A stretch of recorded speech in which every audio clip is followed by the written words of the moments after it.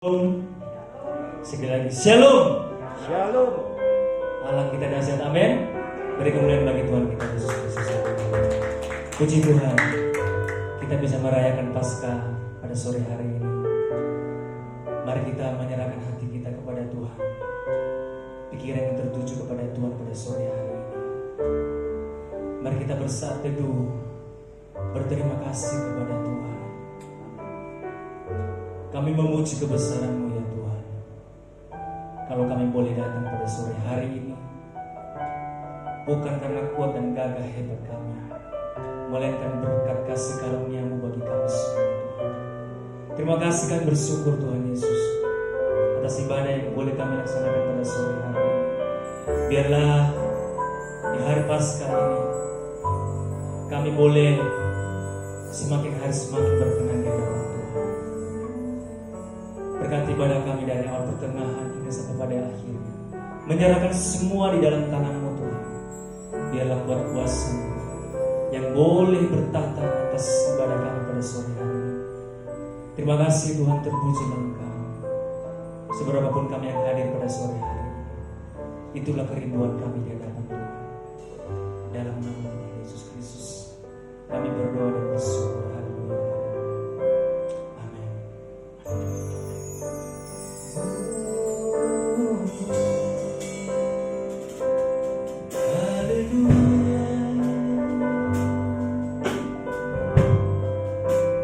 Kami memuji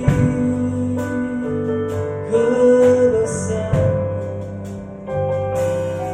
Yesus.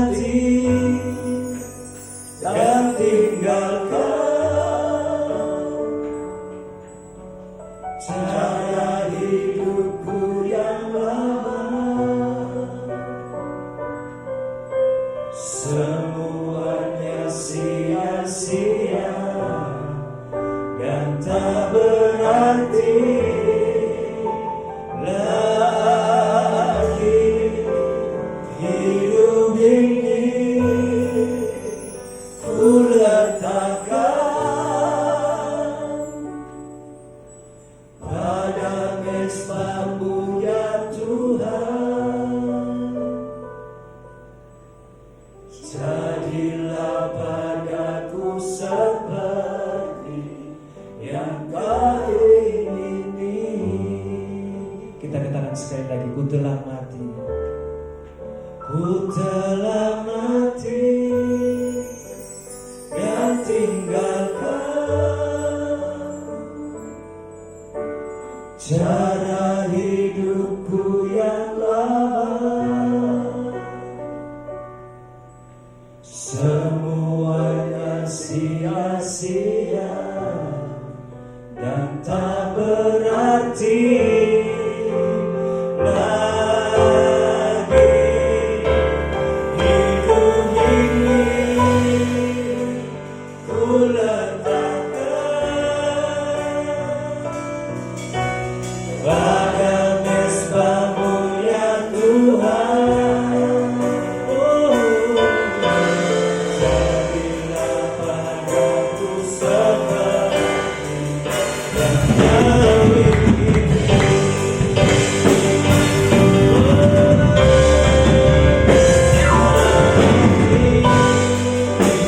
yang lama. Semuanya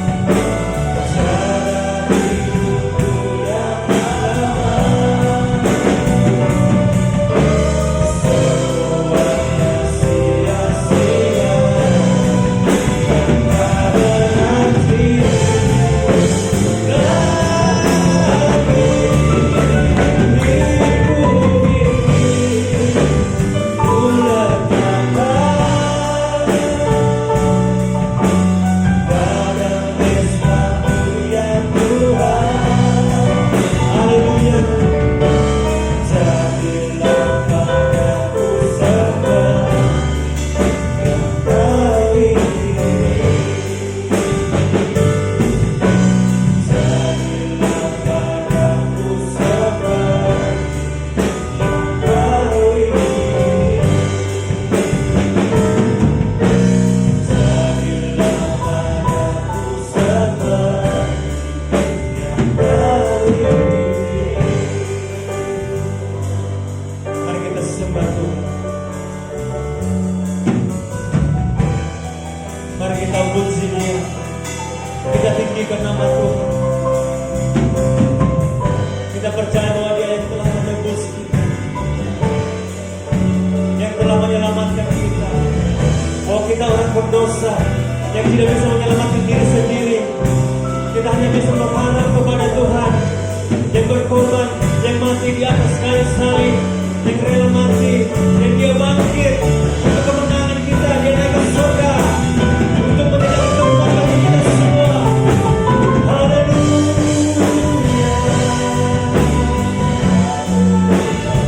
Oh, terima kasih Tuhan. Terima kasih. Terima kasih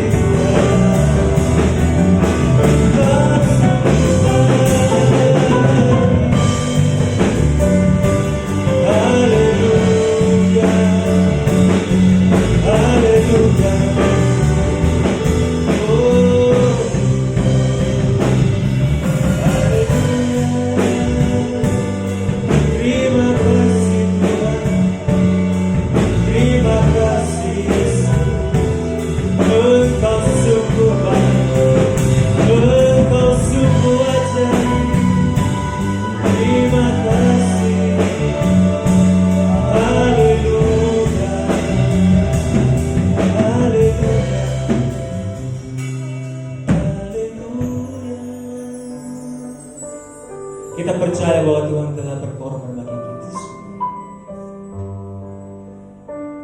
Itu sebabnya Dia menganugerahkan keselamatan itu bagi kita.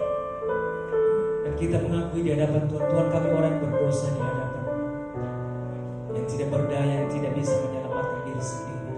Kami perlu Engkau Tuhan Yesus.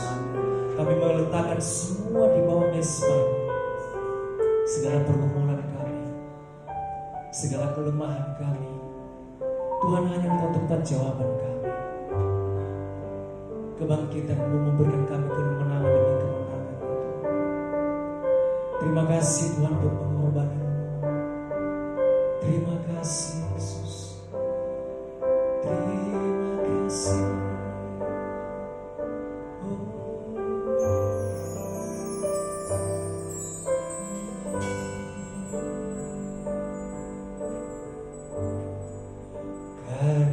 terbesar dalam hidupku, pengorbananmu yang selamatkanku.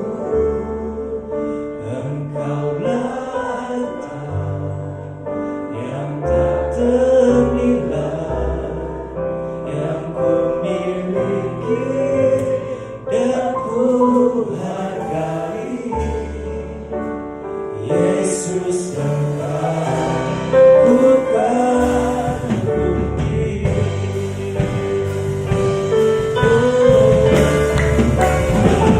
Terbesar dalam hidupku, pengorbananmu yang selamatkanku. Yang ku miliki dan ku hargai.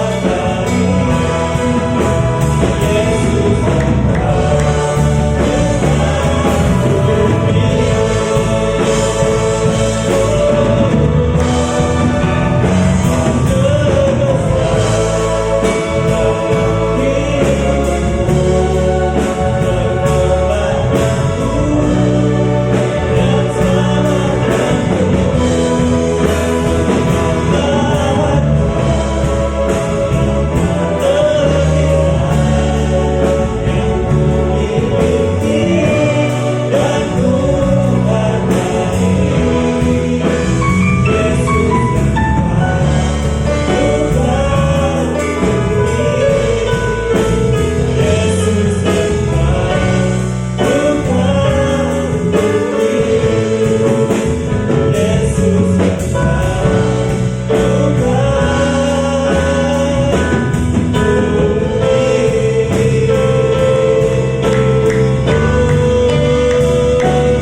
Mari kita berdiri sama-sama karya terbesar Tuhan, karya terbesar dalam hidup kami, pengorbanan-Mu di atas kayu salib Tuhan. Dan Engkau bangkit bagi kami lewat kematian-Mu, dan Engkau naik ke surga demi kemuliaan-Mu Tuhan Yesus. Terima kasih Tuhan, kami siap bersorak-sorai dan lebih lagi untuk memuji Engkau. Di dalam nama Tuhan Yesus Kristus kami berdoa dan bersyukur. Yang siap memuji Tuhan sama-sama katakan amin. Sekali lagi katakan amin. Mari kita sama-sama ucapkan di hadapan Tuhan. Kita berikan Tuhan.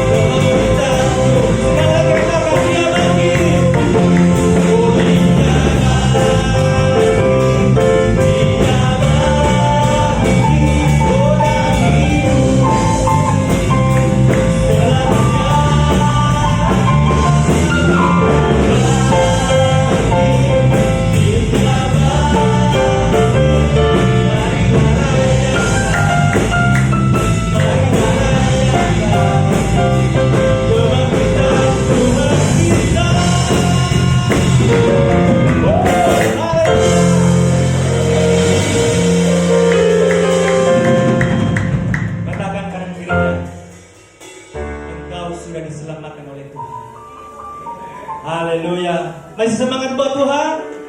Masih semangat buat Tuhan? Beri kemuliaan bagi Tuhan kita Yesus Kristus. Haleluya. Dia lahir untuk kita semua. Amin. Dia bangkit untuk kita semua. Amin. Haleluya. Dia lahir untuk kami. Dia bangkit bagi kami semua.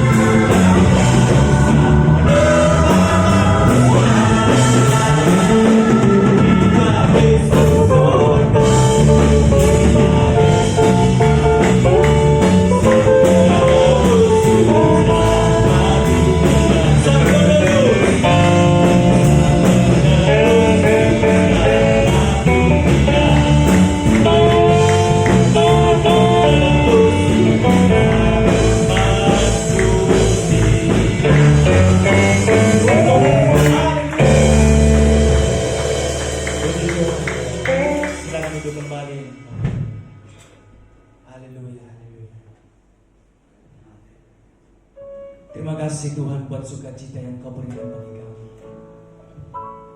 Kami bersukacita karena Engkau telah menyelamatkan kami. Engkau lahir, Engkau mati, Engkau bangkit bagi kami semua. Kami mau mendengarkan firman-Mu Tuhan, menyempurnakan ibadah kami pada sore hari. Berbicaralah di tengah-tengah kami. Thank you, Jesus.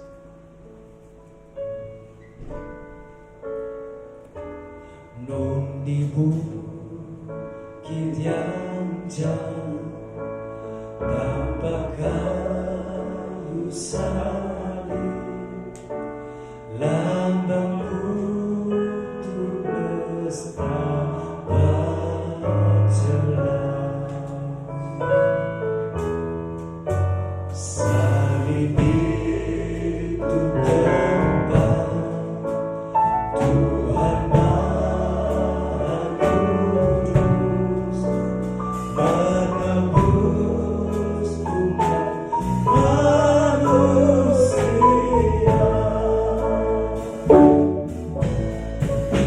Salib itu jauh-jauh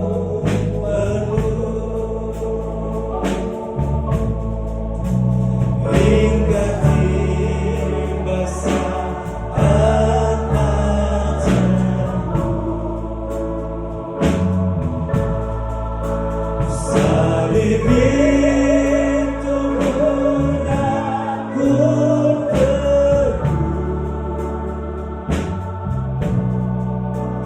dan mahkota berkah milikku.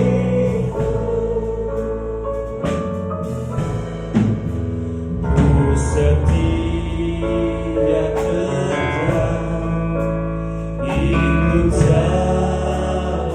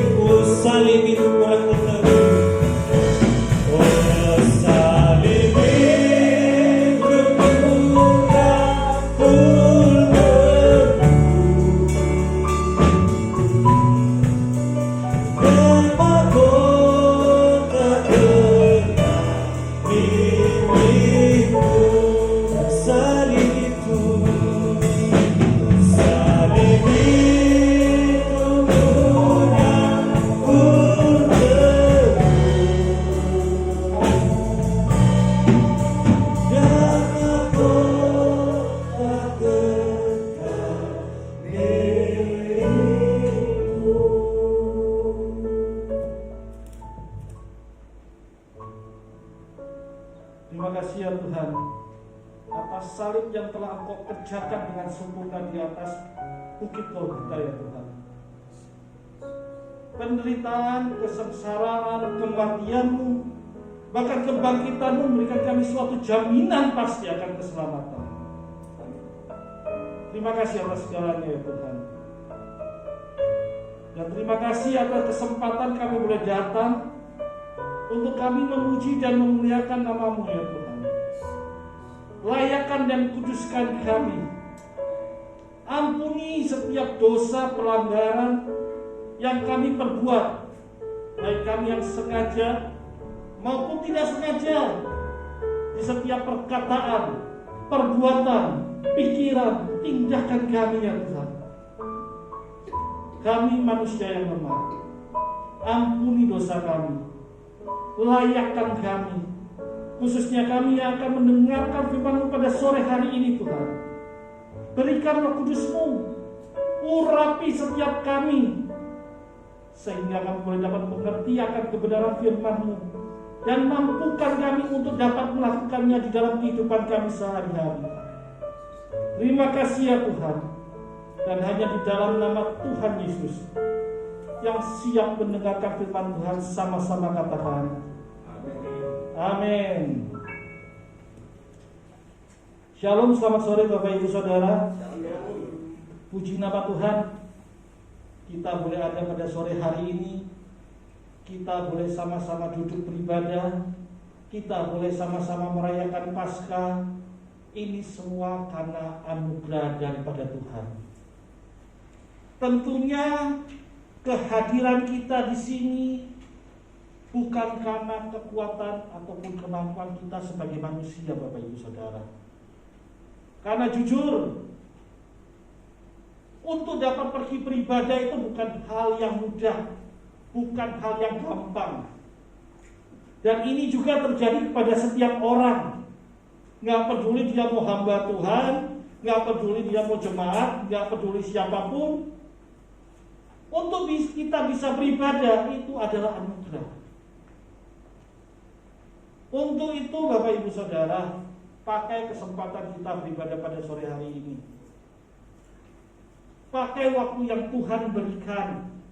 Pakai kesempatan yang sudah Tuhan siapkan. Pakai dengan se-efektif mungkin Bapak Ibu Saudara. Kita beribadah paling lama 2 jam. Untuk itu mari kita sama-sama pusatkan hati pikiran kita di dalam kita belajar akan kebenaran firman Tuhan. Minta Roh Kudus untuk dapat mengerti akan kebenaran firman Tuhan. Karena Bapak Ibu Saudara, jujur, zaman-zaman sekarang susah sekali untuk dapat mengerti akan kebenaran firman Tuhan. Banyak sekali tafsiran-tafsiran, banyak sekali ajaran-ajaran, banyak sekali pendapat-pendapat, banyak sekali motivasi-motivasi yang diberikan. Sehingga terkadang kita nggak tahu mana yang benar, mana yang salah. Tapi kalau saudara dan saya, kita punya yang namanya Roh Kudus. Roh Kudus itu yang akan menerjemahkan setiap isi kebenaran firman Tuhan. Sehingga saudara dan saya, kita boleh dapat mengerti akan kebenaran firman Tuhan. Dan terutama minta supaya kita dapat melakukannya di dalam kehidupan kita masing-masing. Karena yang punya kerajaan surga Bapak Ibu Saudara bukan orang yang rajin ke gereja loh, tetapi orang yang mampu melakukan kehendak Tuhan. Dan pada sore hari ini kita akan sama-sama belajar kebenaran firman Tuhan yang terambil dari Lukas 24 ayat 1 sampai 12. Agak panjang Bapak Ibu Saudara, makanya saya minta tolong kepada pendeta muda kita, Saudara Pius, untuk dapat membacakan firman Tuhan bagi kita semua. Lukas 24 ayat 1 sampai 12.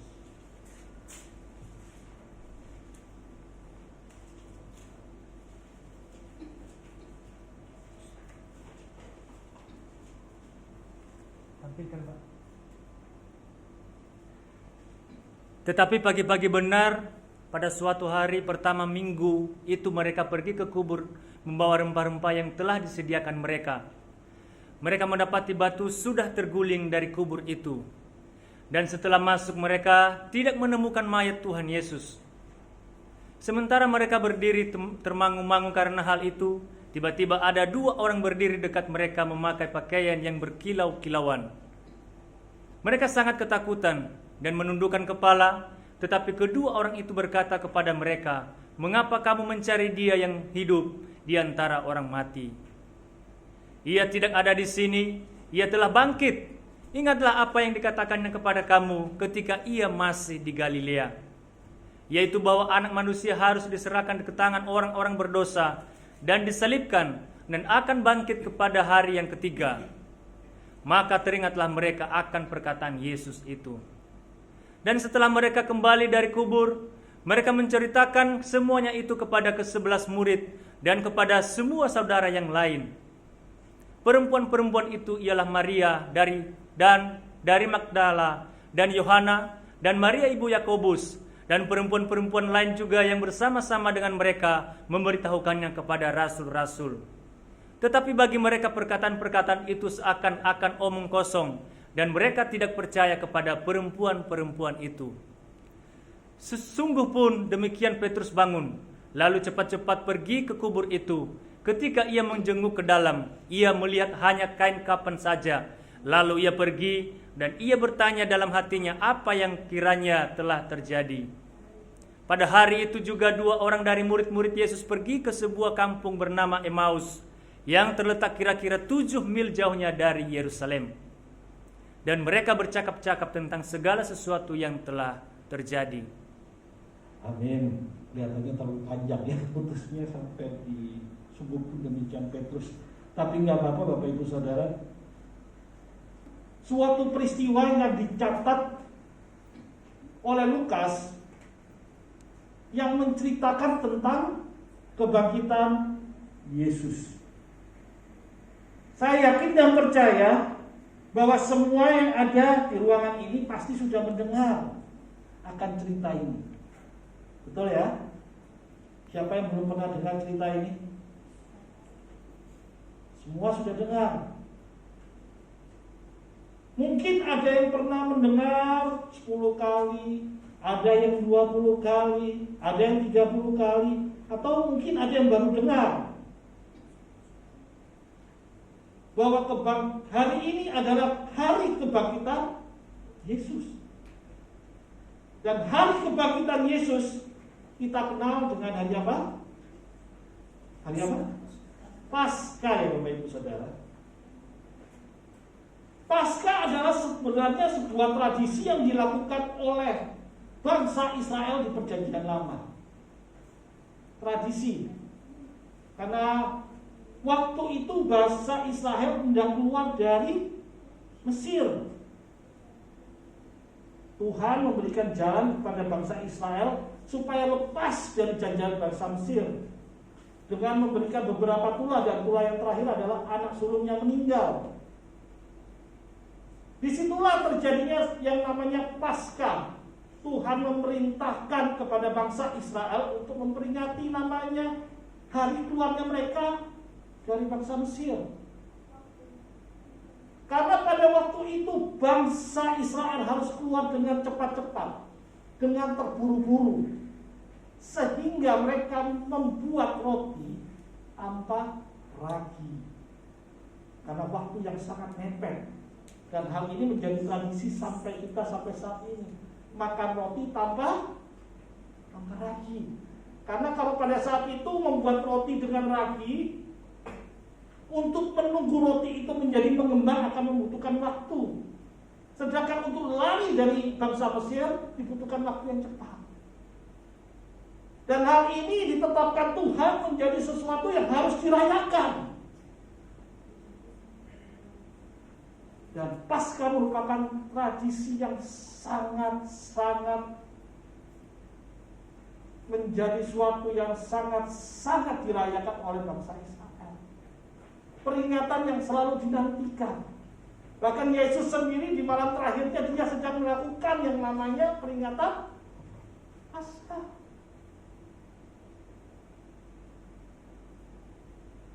Dari perjanjian lama menuju ke perjanjian baru ada perubahan arti dari yang namanya Paskah.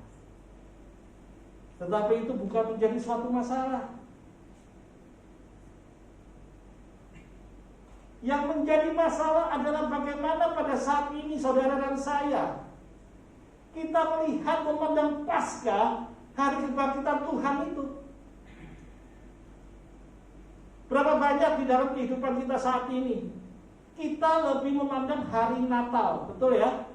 Kita memeriahkan hari Natal dengan besar-besaran, kita memeriahkan Natal dengan segala bentuk ibadah yang sangat luar biasa. Padahal makna sebenarnya atau makna sesungguhnya itu terletak pada hari kebangkitan. Makanya Bapak Ibu Saudara, Paus Leo pertama atau Paus Agung itu mengatakan Festum Vesturum, yang artinya apa? Paskah merupakan perayaan dari segala perayaan. Jadi puncak perayaan semua ini sebenarnya ada di Paskah, yaitu di kebangkitan Tuhan.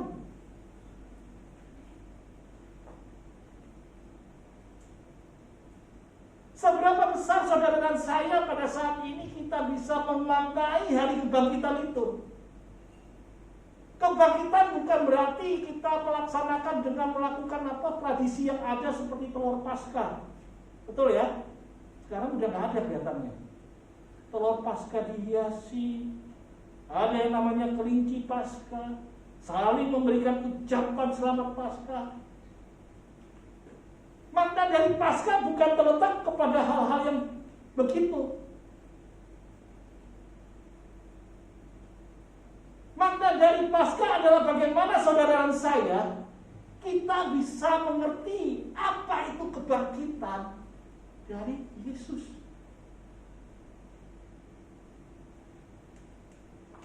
Apakah saat ini saudara dan saya kita mengerti akan makna dari kebangkitan Yesus?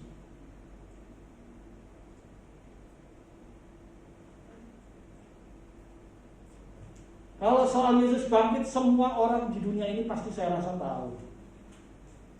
Tapi makna dari kebangkitan itu, apakah kita sebagai orang percaya sudah mengerti akan makna kebangkitan itu?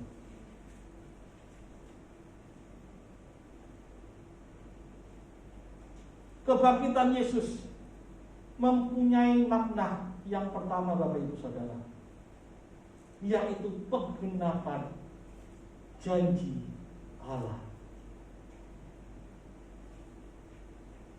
Saat Adam dan Hawa jatuh di dalam dosa, kita sudah terputus hubungan dengan Tuhan. Namun lihat Bapak Ibu Saudara, pada saat kita jatuh di dalam dosa, Allah berinisiatif untuk menyelamatkan manusia. Lihat bagaimana kalau kita lihat baca di Kejadian, Allah mencari Adam, di manakah engkau? Karena Allah sudah tahu Adam jatuh ke dalam dosa. Makanya Allah berinisiatif mencari di mana Adam. Kenapa engkau bersembunyi? Dan bagaimana kita lihat di pasalnya selanjutnya, Tuhan memberikan pemisahan antara manusia dengan si ular. Inisiatif Allah untuk menyelamatkan manusia. Hal ini tidak terjadi pada makhluk-makhluk yang lain, Bapak Ibu Saudara. Malaikat jatuh dalam dosa habis, tidak ada pengampunan bagi malaikat. Benar ya? Tidak pernah ada pengampunan. Tetapi manusia, inisiatif Tuhan untuk menyelamatkan. Oh, bayangin. Bahkan kalau kita lihat runutan lanjutannya, bagaimana kejadian selanjutnya, Ketika Allah melihat manusia bukannya bertambah baik, tapi semakin tidak bermoral, lalu Allah menghapuskan manusia dari bumi ini dengan air bah.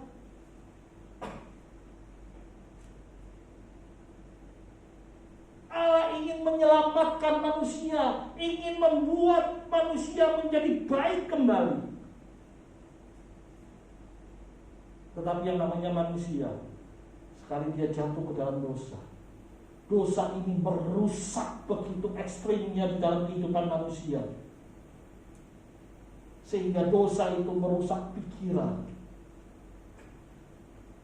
dosa itu merusak perilaku, sehingga manusia perlu diselamatkan. Dan Allah berjanji untuk menyelamatkan manusia. Lewat apa? Lewat nubuatan-nubuatan yang dikatakan oleh para nabi. Kita baca di Yeremia, kita baca di Mazmur, bagaimana nubuatan-nubuatan yang Tuhan berikan, bahkan janji-janji keselamatan yang Tuhan berikan. Dan lewat kebangkitan ini, janji keselamatan yang Tuhan janjikan buat saudara dan saya tergenapi. Bukan hal yang mudah, Bapak Ibu Saudara. Kematian Yesus buat siapa? Kematian Yesus buat siapa? Ada yang tahu kematian Yesus? Yesus mati buat siapa? Ayo. Buat siapa? Manusia yang mana? Hah? Yesus mati untuk semua manusia. Tapi dampak keselamatan, dampak kebangkitan hanya berlaku bagi orang yang apa? Hanya berlaku bagi orang yang percaya. Dan puji nama Tuhan, saudara dan saya yang berada saat ini adalah orang-orang yang menerima keselamatan. Untuk bisa percaya akan kebangkitan Yesus bukan hal yang mudah, bukan hal yang gampang, Bapak Ibu Saudara. Jangan berpikir saudara percaya kebangkitan Yesus karena kekuatan kemampuan kita. Kita lihat bacaan kita pada hari ini. Bagaimana reaksi murid-murid Yesus ketika tahu Yesus bangkit? Apa reaksinya? Ada yang tahu reaksinya apa? Di ayat 11 dikatakan apa? Tolong slide-nya ayat 11.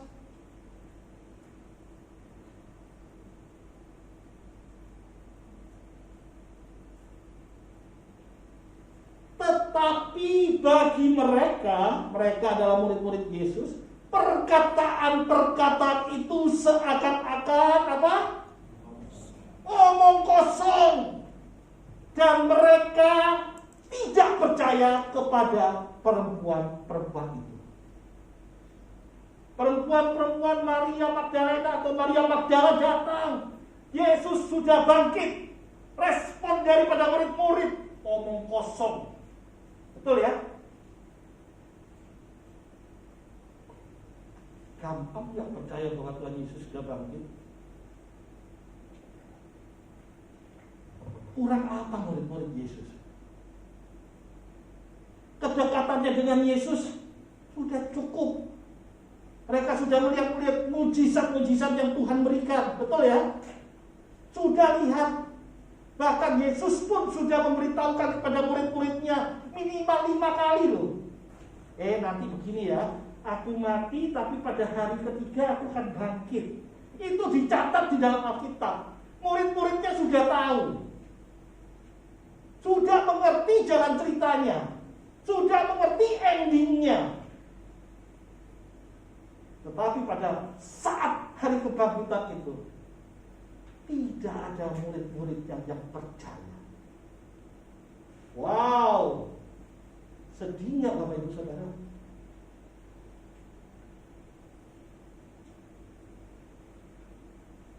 Pada saat Yesus bangkit, seharusnya murid-murid sudah tahu.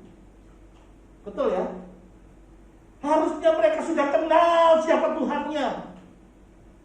Kalau kita pelajari lebih lanjut, kita melihat para imam Farisi maupun para Yahudi Yesus. Makanya mereka meminta kepada Pontius Pilatus, taruh penjaga-penjaga di kuburan. Karena Yesus itu pernah bilang ke kita, hari ketiga dia akan bangkit. Tetapi pemikiran mereka bangkit itu mungkin mayatnya dicuri. Makanya ditaruh penjaga-penjaga untuk menjaga mayat Yesus.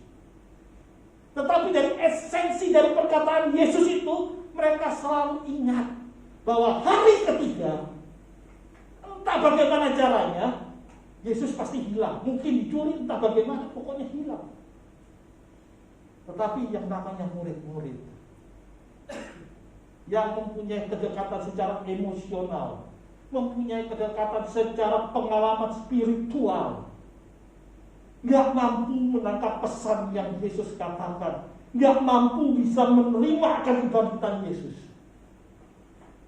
Bahkan kalau kita baca ayat selanjutnya, ada 2 orang murid yang pergi kemana? Lari. Ngapain dia ke Emmaus?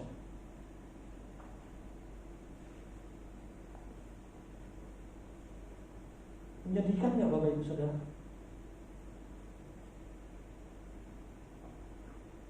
Bahkan kalau kita baca selanjutnya, bagaimana ketika Yesus menampakkan diri kepada murid-muridnya.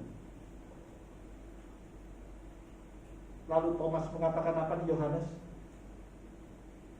Saya nggak bakalan percaya sebelum apa? Saya mencocokkan apa? Mencocokkan jari. Kenapa sampai Thomas nggak percaya? Karena pada saat itu terjadi perdebatan mungkin ya di antara murid-murid. Ini tafsiran saya ini ya, tafsiran bebas saya. Mungkin saat seperti kita ini, kita lagi berdiskusi, benar tak Yesus bangkit? Satu bilang, nggak mungkin. Iya, bangkit kok, nggak mungkin. Berdebat, akhirnya Thomas menjadi ragu-ragu.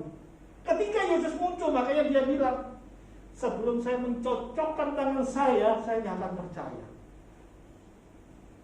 Makanya tadi Yesus berkata, berbahagialah orang yang apa? Berbahagialah orang yang percaya. Apa? Kenapa esensinya berbahagialah orang yang percaya tanpa harus melihat? Karena dosa sudah merusak manusia. Manusia ini menjadi rusak. Segala sesuatu yang kita percayai, kita harus lihat dulu, kita harus buktikan dulu. Betul ya? Makanya Bapak Ibu Saudara, lebih mudah mendidik anak lewat tingkah laku, perilaku kita daripada kita memberi nasihat omongan. Susah kalau kita nasihati anak, kamu jangan begini, jangan begini. Tapi kalau lewat cara laku, tingkah laku kita, sikap kita, itu lebih cepat diserap. Untuk itu kita harus jaga perilaku tingkah laku kita Bapak Ibu Saudara. Karena sekali kita jatuh, perilaku dan tingkah laku kita lah yang akan terus disorot. Dan kembali lagi kepada berbahagialah orang yang percaya. Karena sifat manusia adalah selalu ingin melihat dulu baru percaya. Maka Yesus berkata, berbahagialah orang yang percaya. Karena di dalam berbahagialah orang yang percaya tanpa melihat, di situ ada suatu bentuk penyangkalan diri Bapak Ibu Saudara. Gak gampang. Dan inilah yang sering terjadi dalam kehidupan kita sehari-hari. Kita sudah dengar namanya kebangkitan Yesus ada 20 kali, ada 30 kali. Kita sudah memperingati yang namanya kebangkitan Yesus. Namun seringkali kepercayaan kita goyah saat kita tidak melihat, saat kita belum melihat sesuatu terjadi di dalam kehidupan kita.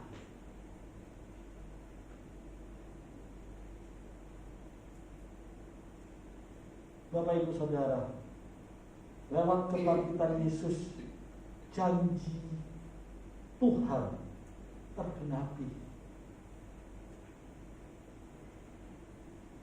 Yang artinya apa? Kalau Tuhan sudah berkata, kalau Tuhan sudah berjanji, Dia pasti akan apa? Pasti akan apa? Kalau Tuhan yang berjanji, Dia pasti akan apa, Bapak Ibu Saudara? Dia pasti akan menggenapi.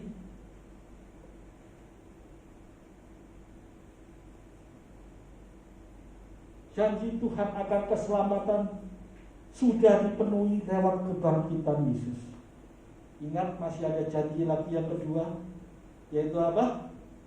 Tuhan akan datang kembali untuk kedua kalinya. Dia datang sudah bukan sebagai juru selamat, tapi Dia akan datang sebagai hakim. Dan sebagaimana akan kebangkitannya, kedatangan yang kedua juga pasti akan terjadi. Untuk itu, jaga keselamatan yang kita sudah terima dengan takut dan gentar. Jangan pernah berpikir bahwa sekali kita mengatakan kata percaya maka kita akan selamat selamanya. Tipis antara beda percaya dan iman itu tipis ya. Itu sinonim sebenarnya. Percaya dan iman. Iman itu merupakan kata benda, sedangkan percaya itu merupakan kata kerja. Sehingga kalau saudara mengatakan percaya, ada suatu tindakan yang harus kita lakukan. Nggak cuma asal ngomong percaya saja. Berapa banyak orang yang percaya di tengah jalan menjadi tidak percaya karena tidak melakukan kata percaya itu.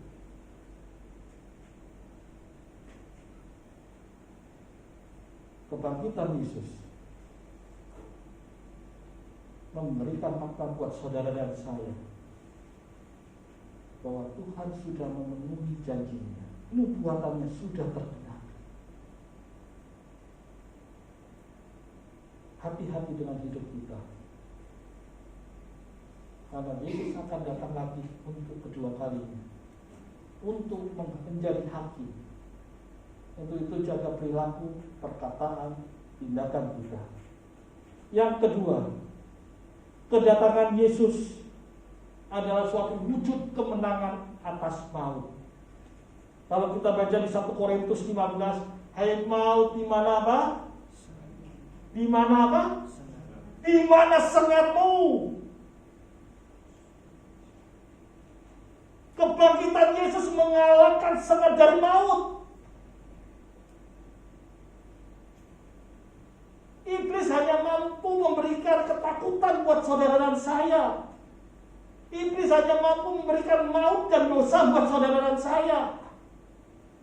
Namun lewat kebangkitan Yesus membuktikan iblis telah dikalahkan, maut sudah dipatahkan, dosa sudah diselesaikan. Yang artinya apa, Bapak Ibu Saudara? Saudara dan saya, kita harus mampu mengalahkan dosa. Kita harus mampu mengalahkan tipu daya daripada si jahat. Karena Yesus telah bangkit, kita juga telah dibangkitkan.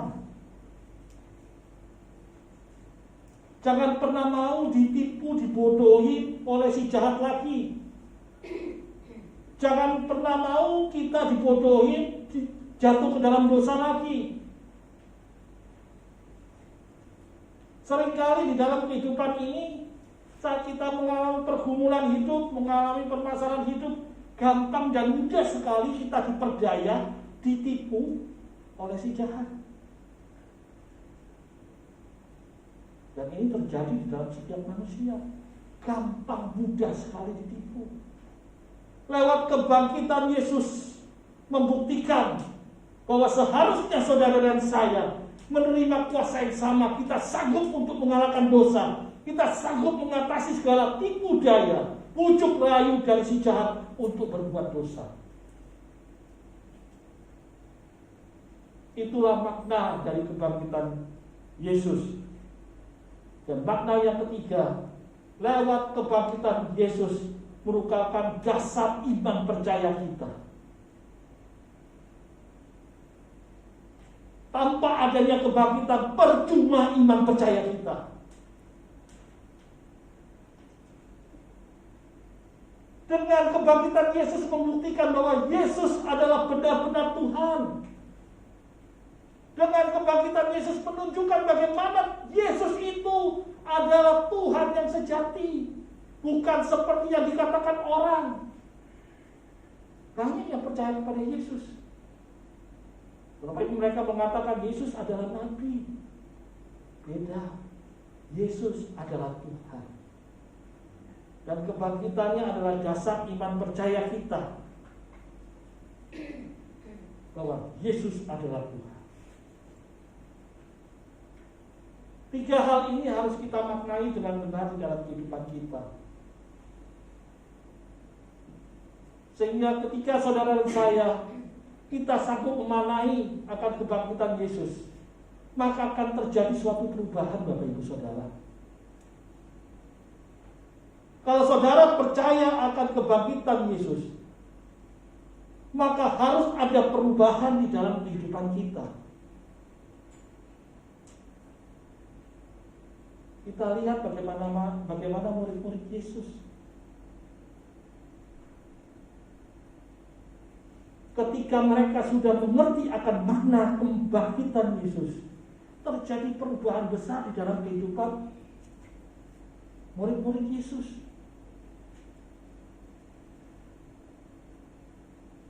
Yang dulunya mereka mengalami yang namanya ketakutan, kekhawatiran, kebimbangan, berubah mereka menjadi berani.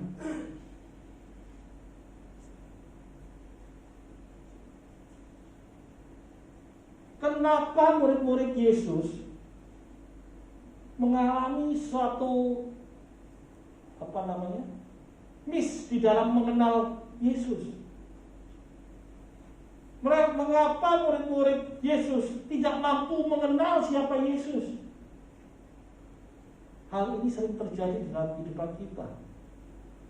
Seringkali kita tidak mampu mengenal dan memahami Yesus. Karena apa? Karena seringkali kita memakai pikiran kita, kita memakai perasaan kita untuk menciptakan Yesus-Yesus yang lain. Kalau kita melihat runutan kenapa murid-murid tidak percaya akan kebangkitan, karena mereka merasa bahwa raja yang akan datang itu adalah dalam bentuk pemerintahan, suatu raja yang benar-benar akan memerintah. Sehingga ketika mereka melihat kematian Yesus, mereka merasa sudah selesai semuanya, sudah tidak ada harapan, sudah selesai, finish. Dan hal ini terjadi dalam kehidupan saudara dan saya juga. Bagaimana beberapa orang Kristen sekarang menciptakan Yesus-Yesus yang lain. Hal ini yang harus kita waspadai. Karena di dalam perjanjian baru kita lihat setelah kenaikan Yesus banyak sekali pengajaran-pengajaran yang mengatakan Yesus-Yesus yang ada, tetapi tidak sama seperti yang Yesus maksudkan.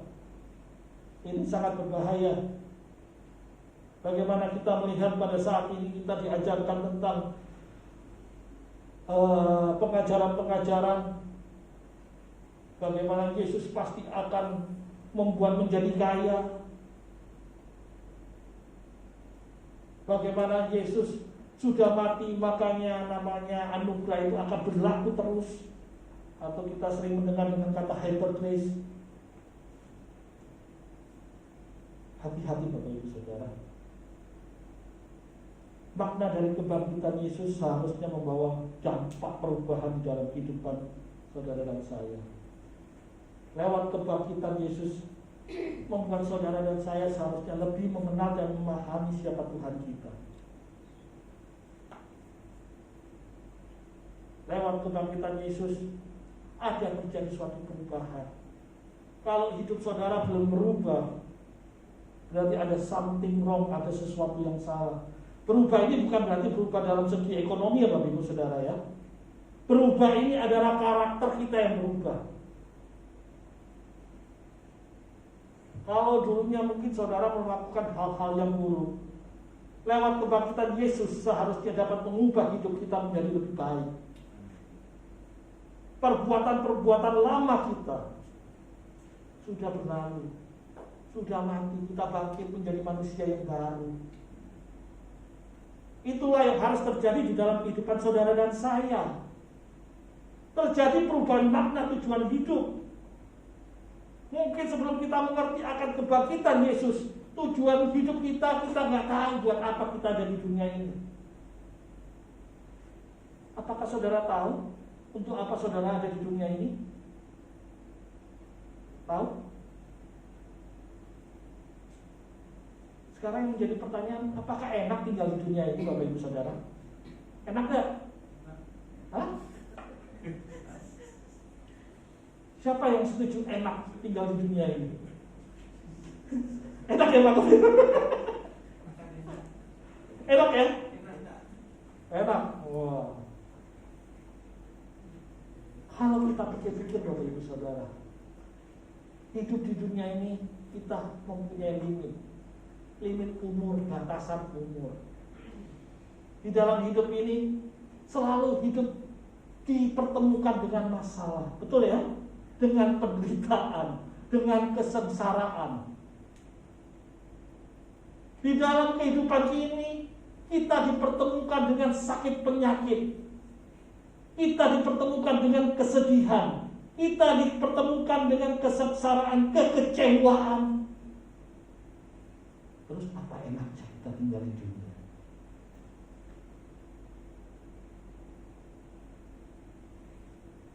Berapa lama kita bisa enak di dunia, Bapak Ibu Saudara? Kenikmatan dunia itu ada berapa lama sih? Yang namanya makan enak, betul ya? Setelah makan selesai, enaknya sudah hilang. Betul ya? Gak bisa disimpan sampai besok enaknya. Yang namanya bahagia perkawinan, kita melihat berapa lama sih kuatnya perkawinan, bahagianya? Ada yang bertahan setahun, ada yang 2 tahun, ada yang 30 tahun. Tapi ada batasannya Bapak Ibu Saudara. Makanya pengkhotbah berkata, lebih enak mungkin kepada orang yang sudah meninggal, lebih bahagia menjadi mereka daripada orang yang hidup. Tetapi lebih berbahagia lagi kalau kita tidak pernah ada di dunia ini. Itu pengkhotbah yang mengatakan.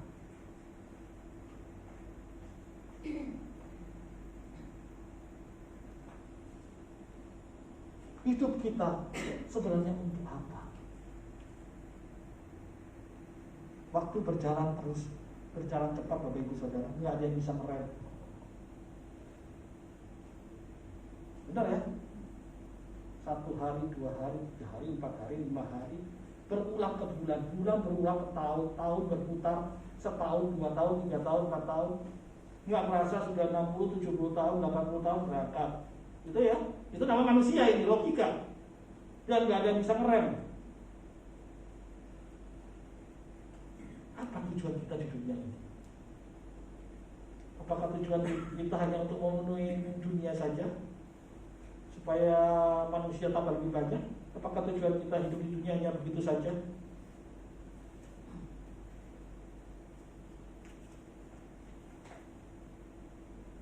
Hidup kita terbatas.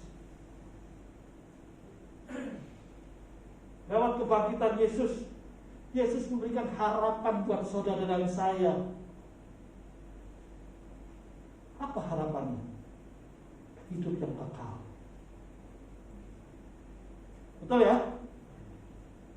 Saat kita hendak mencapai yang hidup yang kekal, kita sudah mempunyai tujuan di dalam dunia ini. Kita tahu apa tujuan kita di dunia ini. Kita tahu apa yang harus kita perbuat di dunia ini. Sehingga di dalam menjalani hidup ini, kita tahu. Jangan sampai kita nggak tahu tujuan hidup kita. Sangat berbahaya. Berapa banyak orang bunuh diri? Kenapa? Karena dia nggak tahu tujuan hidupnya. Wes yang penting budal mulai aja biasa. Saat saudara dan saya kita tahu tujuan hidup kita, maka apapun yang kita hadapi, mau itu senang, suka, duka, kita akan mampu bertahan karena kita tahu tujuannya. Dan tujuan hidup saudara dan saya sampai kita boleh ada sampai hari ini, kita boleh ada sampai saat ini, hanyalah satu: memuliakan nama siapa? Memuliakan nama Tuhan, Bapak Ibu Saudara.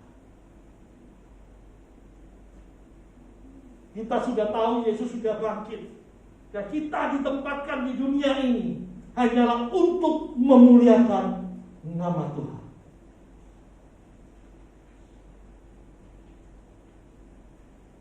Bagaimana cara kita memuliakan nama Tuhan?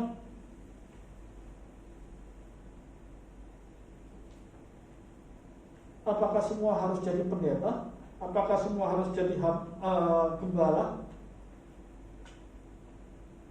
Memuliakan nama Tuhan itu, Bapak Ibu Saudara, dengan kita melakukan apa yang Tuhan percayakan dengan sebaik-baiknya. Apapun yang Tuhan percayakan di dalam kehidupan saudara, mungkin sebagai ibu rumah tangga, mungkin sebagai pegawai kantor, mungkin sebagai guru, mungkin sebagai murid, mungkin sebagai bos, mungkin sebagai pimpinan. Lakukan yang Tuhan percayakan itu dengan semaksimal mungkin, sehingga lewat apa yang kita kerjakan, lewat apa yang kita lakukan, orang boleh melihat kemuliaan nama Tuhan.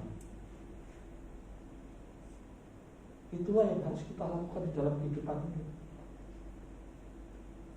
Hidup kita menjadi berguna, hidup kita menjadi mempunyai arti.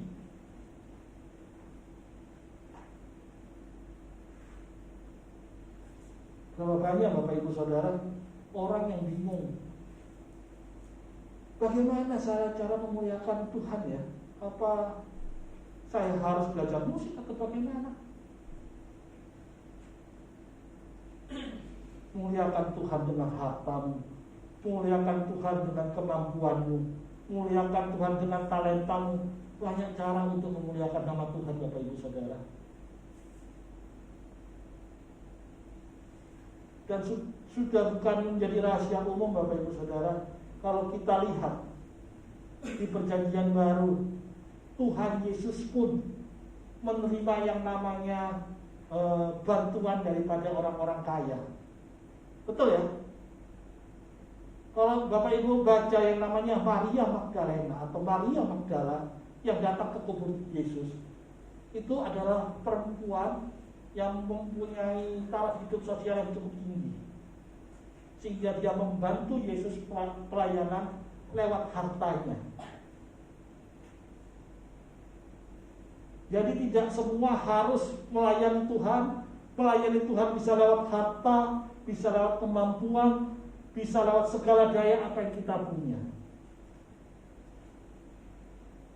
Dan pada sore hari ini, saya mendorong Bapak Ibu Saudara dan saya sendiri untuk kita benar-benar untuk dapat memuliakan Tuhan. Kita hidup di dunia ini paling banter Bapak Ibu Saudara 70, 80, 90 tahun. Betul ya? Pakai sisa hidup kita semuanya hanya untuk kemuliaan nama Tuhan. Tuhan sudah menggenapi janjinya memberikan keselamatan buat saudara dan saya. Tugas kita adalah mengerjakan keselamatan yang sudah Tuhan berikan di dalam kehidupan kita. Yang biarlah apa yang Tuhan percayakan, tujuan Tuhan menciptakan saudara dan saya, menempatkan kita di dunia ini, boleh kita pakai dengan seluas-luasnya untuk kemuliaan nama Tuhan. Selamat Hari Paskah. Mari kita rayakan kebangkitan Yesus ini dengan cara yang benar. Rubah hidup kita, rubah pikiran kita, rubah tingkah laku kita. Semua hanya untuk kemuliaan nama Tuhan. Terpujilah nama Tuhan. Tuhan Yesus memberkati.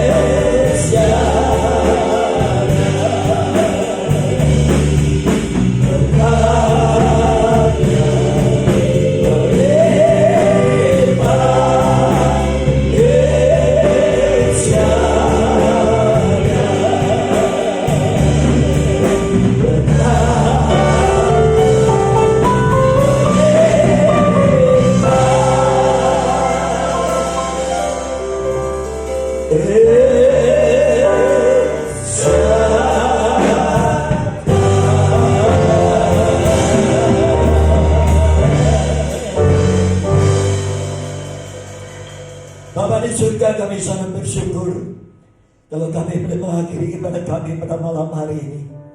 Kami bersyukur untuk penyertaan Roh Kudus yang sudah mengurapi para hamba-hamba-Mu yang mengambil bagian dalam pelayanan, sehingga ibadah kami mulai dari awal pertengahan sampai pada akhirnya kami boleh merasakan penyertaan, tuntunan dan berkat yang daripada Roh Kudus.